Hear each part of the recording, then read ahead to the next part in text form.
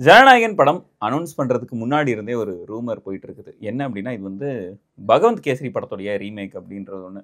இப்போ ரீசென்ட்டா தளபதி கச்சேரி அப்படின்னு சொல்லிட்டு ஜனநாயகன் படத்துடைய ஃபர்ஸ்ட் சிங்கிள் வந்து ரிலீஸ் ஆயிருக்கு. அந்த ஃபர்ஸ்ட் சிங்கிள் வந்து ஒரு மிகப்பெரிய விவாதத்தை ஏற்படுத்தும் அப்படின்றது நம்ம எதிர்பார்த்த ஒண்ணு தான். குறிப்பா பார்த்துட்டோம் அப்படின்னா, அ விஜய் அவர்களுடைய படங்கள்ல வந்த ரீசென்ட் ஃபர்ஸ்ட் சிங்கிள் அப்படின்றது வந்து அவருடைய அரசியல் வருகைய குறிக்கிற மாரியானதா இருந்தது. குறிப்பா கோட் படத்துல வர விசில் போடா இருக்கட்டும், கேம்பெயின தான் தொடங்கட்டுமா அப்படின்றதா இருக்கட்டும், இல்ல உங்க பார்ட்டிக்கு தான் என் வாக்கு அப்படின்ற மாரியான வரிகள் எல்லாமே அதுல இருந்தது. அதே மாரி லியோ படத்துல பார்த்துட்டோம் அப்படின்னா, நான் ரெடி தான் வரவா, அண்ணன் நான் இறங்கி வரவா அப்படின்னு சொல்லிட்டு அதுவுமே தன்னோட அரசியல் வருகைய குறிக்கிற மாதிரியான ஒண்ணா தான் இருந்தது.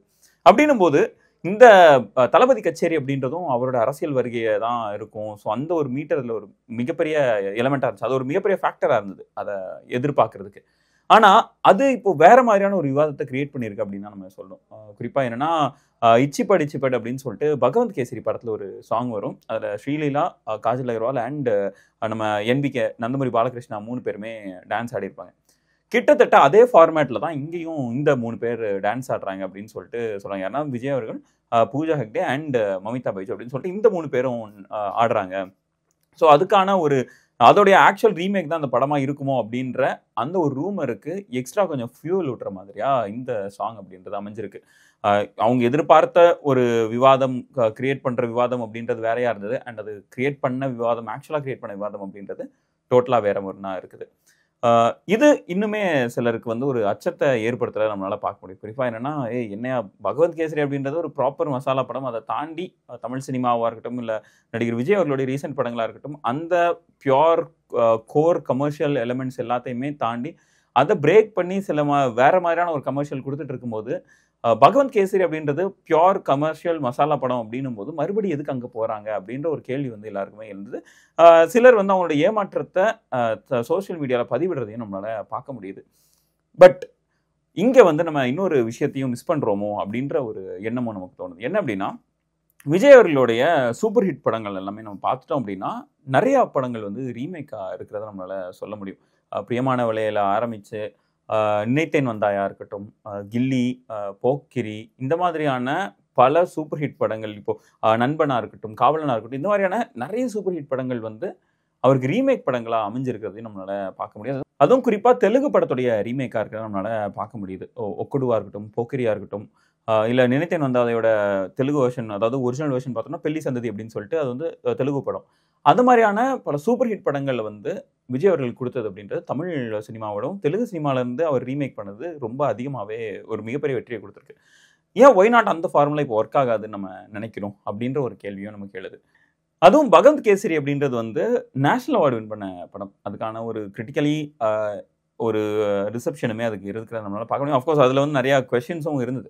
பகவந்த் கேசரிக்கு அது கிடைச்சிருக்கணுமா? இல்ல வேண்டாமா? அப்படின்ற நெறைய கொஸ்டின்ஸ் இருந்தது. பட் ஆனா, பகவந்த் கேசரியோடைய ரீமேக்கா இருக்கிறதுக்கு அதிக வாய்ப்புகள் இருக்கிறதா தான் நம்மளும் சொல்ல முடியும். ஏன்னா, இதோட ஃபர்ஸ்ட் ஒரு ப்ரோமோ ஒண்ணு ரிலீஸ் பண்ணியிருந்தாங்க. இந்த சிங்கிள் எல்லாத்துக்கும் முன்னாடி. அந்த ப்ரோமோல வந்து அவர் வந்து ஒரு போலீஸ் ஆஃபிசரா வந்திருப்பாரு. இந்த இதில பகவந்த் கேசரில பார்த்தோம் அப்படின்னா, பாலையா வந்து அவருமே போலீஸ் ஆஃபிசரா தான் இருப்பாரு. பட் ஆனா, அதிலருந்து தாண்டி அவர் வந்து தன்னுடைய வளர்ப்பு மகள வந்து ஆர்மிக்கு அனுப்பணும் அப்படின்ற ஒரு இன்ட்ரெஸ்ட்ல இருப்பாரு. அதே மாதிரி பகவந்த் கேசரி விஜய் அவர்களுக்கு ரொம்ப பிடிச்ச ஒரு படம் அப்படின்றத விஜய் அவர்கள் தன்ட்ட சொன்னதா விடிவி கணேஷ் வந்து சொல்லியிருப்பாரு. பகவந்த் கேசரி படத்த பார்த்துட்டு அனில் ரவிபுடி கிட்ட பேசணும் அப்படின்னு சொல்லிட்டு விஜய் அவர்கள் வந்து விடிவி கணேஷ் கிட்ட கேட்டிருக்காரு. ஏன்னா விடிவி கணேஷ் வந்து பகவந்த் கேசரில ஒரு முக்கியமான ரோல் ப்ளே பண்ணியிருப்பாரு. ஒரு மினிஸ்டர் ரோல் ஒரு ப்ளே பண்ணியிருப்பாரு. ஸோ அது மூலமா அனில் ரவிபுடி கிட்ட அவரு பேசினதாவும் விடிவி கணேஷ் சொல்லியிருக்காரு. அது இன்னும் சொல்லப்போனோம் அப்படின்னா, அது எந்த அளவுக்கு பிடிச்சிருந்தது அப்படின்னா, அந்த பகவந்த் கேசரி படத்த கிட்டத்தட்ட 5 டைம் விஜய் அவர்கள் பார்த்திருக்காரு அப்படின்ற ஒரு விஷயத்தையுமே சொல்லியிருந்தாங்க.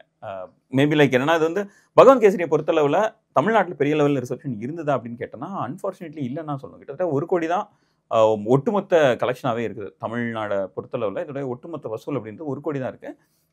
அதாவது நம்ம இது ஒரு ஸ்கேல்ல வச்சு பார்த்துட்டோம் அப்படின்னா, இதோட ஓவரால் பாக்ஸ் ஆஃபிஸ் அப்படின்றது கிட்டத்தட்ட 170 crores இருக்குது. 1% கூட அதோடைய வசூல்ல வந்து தமிழ்நாடு கான்ட்ரிபியூட் பண்ணல அப்படின்றது வந்து இதுல ஒரு நோட்டபிளான ஒரு விஷயமா இருக்குது.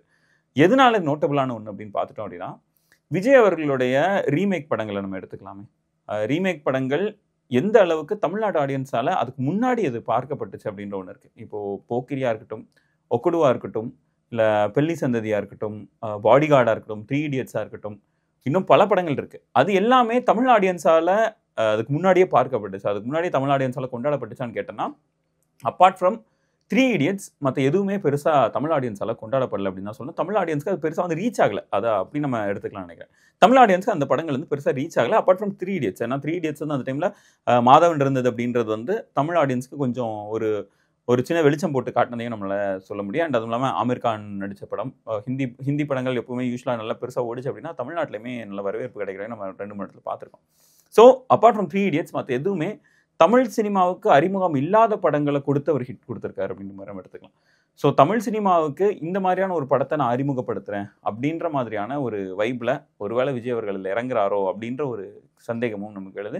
மேபி அது கரெக்டாக ஒர்க் அவுட் ஆச்சுன்னா ஹூனோஸ் ஒரு பயங்கரமான ஒரு ப்ராப்பர் கமர்ஷியல் என்டர்டெய்னராக நம்மளால் பார்க்க முடியும். ஏன்னா கடைசி படமாக இருக்குது அப்படின்னு அவர் சொல்லியிருக்கிற வகையில் இப்போ ஆஸ் இட் ஸ்டாண்ட்ஸ் இப்போ வந்து அது கடைசி படமாக தான் இருக்க போது அவருக்கு. அப்படின்னும் போது ஒரு ப்ராப்பர் மசாலா கமர்ஷியல் படத்தை தன்னோட ரசிகர்கள் கொடுக்கணும் அப்படின்னு அவர் நினைக்கிறதுல எந்த ஒரு தப்பும் கிடையாது. அண்ட் பகவந்த் கேசரி பார்த்துட்டோம் அப்படின்னா அதில் நிறைய அரசியல் பேசியிருப்பாங்க. அதிகாரத்தில் இருக்கிறவங்க எந்தெந்த மாதிரியான அவங்களோட பிஹேவியர் என்னவா இருக்குது, ஊழல் பற்றி நிறையா இஷ்யூஸ் அட்ரஸ் பண்ணியிருப்பாங்க. ஸோ இதெல்லாத்தையுமே அரசியல் கண்டென்ட் பேசுறதுக்கான பொட்டென்ஷியல் இருக்கிற ஒரு கதைக்களம் அப்படின்றதுனால இந்த ஒரு கதைக்களத்தை அவர் சூஸ் பண்ணுறதுக்கும் நிறைய சான்சஸ் இருக்குது. இன்னும் சொல்ல போனோம் அப்படின்னா பலர் வந்து ஜனநாயகன் அப்படின்ற ஒரு படத்தை வந்து மோஸ்ட்லி அவரோட அரசியல் கேம்பெயினுக்கு தான் பயன்படுத்த போறாரு அப்படின்ற ஒரு எதிர்பார்ப்போட தான் இருக்கிறாங்க. அப்படின்போது அந்த அரசியல் கேம்பெயினை தாண்டி அதில் கமர்ஷியலாக ஏதோ ஒன்று கொஞ்சம் ஓவர் த டாப் போனால் மட்டும்தான் ரசிகர்களை சாட்டிஸ்ஃபை பண்ணுறதுக்கு முடியும் அப்படின்ற ஒரு எண்ணத்தில் கூட இந்த மாதிரியான ஒரு முடிவு எடுத்துக்கலாம் அப்படின்ற மாதிரி தான் தோணுது. பட் ஓவரால் பார்த்துட்டோம் அப்படின்னா பகவந்த் கேசரி அப்படின்றது at end of the day of course ஒரு out and out commercial masala மூவியாக இருந்தாலும் அதில் நிறைய பொட்டன்ஷியல் இருக்கிறத நம்மளால் பார்க்க முடியுது. அண்ட் விஜய் அவர்களுடைய ட்ராக் ரெக்கார்டு எடுத்து பார்த்துட்டோம் அப்படின்னா ரீமேக் படங்கள் அவருக்கு மிகப்பெரிய வெற்றியை பெற்றுக் கொடுத்துருக்கதான் நம்மளால் பார்க்க முடியுது. அதுவும் குறிப்பாக தெலுங்கு படங்களில் வந்து அவர் ரீமேக் பண்ணுறாரு அப்படின்னா மிகப்பெரிய சக்ஸஸ் ரேட் அவருக்கு இருக்குது. ஸோ எல்லாத்தையும் கன்சிடர் பண்ணி இந்த படம் எப்படி வரப்போகுது அப்படின்றத நம்ம பொறுத்து தான் பார்க்கணும். அண்ட் இது பகவந்த் கேசரி படத்துடைய ரீமேக்காக இருக்கிறோம் அப்படின்றதுக்கு இன்னொரு இன்ட்ரெஸ்டிங்கான ஒரு கனெக்டும் இருக்குது. என்ன அப்படின்னா பாலையாவுடைய ஷார்ட், அதாவது குட்டி அப்ரிவேஷன் என்னன்னா என்பிகே அப்படின்னு சொல்லுவாங்க. அதே இது பகவந்த் கேசரியில் அவரோட கேரக்டர் நேம் பார்த்தோம் அப்படின்னா நெல்லகொண்ட பகவந்த் கேசரி, அதுவும் என்பிகே அப்படின்ற மாதிரி இருக்கும். இங்கே வந்து டிவிகே தமிழக வெற்றி கழகம் அப்படின்றது வந்து இதில் அவரோட கேரக்டர் பேர் என்னன்னா தளபதி வெற்றி கொண்டான் அப்படின்றது சொல்கிறாங்க. ஸோ தளபதி வெற்றி கொண்டான், இதுவும் டிவிகே, அங்கே எப்படி என்பிகே மாதிரி இங்கே அதே மாதிரி டிவிகே மாதிரி கொண்டு வராங்களா அப்படின்ற ஒரு இன்ட்ரெஸ்டிங்கான ஒரு ஈஸ்டர் இருக்கும் அதில் இருக்குது. அண்ட் இந்த ஒரு கனெக்டை பற்றி நீங்கள் என்ன நினைக்கிறீங்க? இந்த பகவந்த் கேசரி தான் ஜனநாயகனா, இதில் என்னென்ன மாதிரியான பொட்டன்ஷியல் இருக்குது அப்படின்னு நினைக்கிறீங்க அப்படின்றத கமெண்ட் பண்ணுங்கள். நெக்ஸ்ட் வீடியோவில் மீட் பண்ணுவோம். பாய்.